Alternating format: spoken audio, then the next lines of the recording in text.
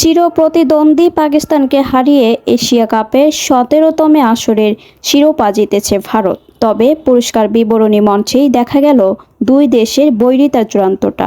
Asian cricket কাউন্সিলের সভাপতি ও Pakistan cricket বোর্ডের চেয়ারম্যান মহসিন নাকভির হাত থেকে ট্রফি নিতে অস্বীকৃতি জানায় তারা। নাকভিও ট্রফি না দিয়ে সঙ্গে করে নিয়ে চলে গেছেন। এতেই উঠেছে আলোচনার ঝড়। দুবাইয়ে রোববার রাতে পাকিস্তানকে ৫ উইকেটে হারিয়ে চ্যাম্পিয়ন হয় ভারত। ম্যাচ শেষে পুরস্কার বিতরণী মঞ্চ প্রস্তুত করা হলেও শুরুতে সেখানে দেখা যায়নি পাকিস্তানি ক্রিকেটারদের। প্রায় পৌনে ১ ঘন্টা পরে আসেন তারা। ভারতের ক্রিকেটাররা এই পুরোটা সময় এক প্রান্তে দাঁড়িয়েছিলেন।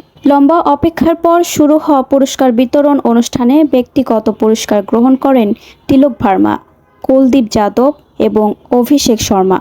রানার্স আপ হওয়া পাকিস্তান ক্রিকেট দলকেও দেওয়া হয় তাদের মেডেল ও $৭৫,০০০ ডামি চেক। এরপর সঞ্চালক সাইমন ডুল বলেন, পুরস্কার নেবে না ভারতীয় দল। কারণ হিসেবে দেখানো হয়েছে যে এসিসি ও পিসিবি প্রধানের বাইরেও নাকভির আরেক পরিচয়, তিনি পাকিস্তানের স্বরাষ্ট্রমন্ত্রী। তাই মঞ্চ ছেড়ে চলে যান নাকভি ও অন্যান্য অতিথিরা।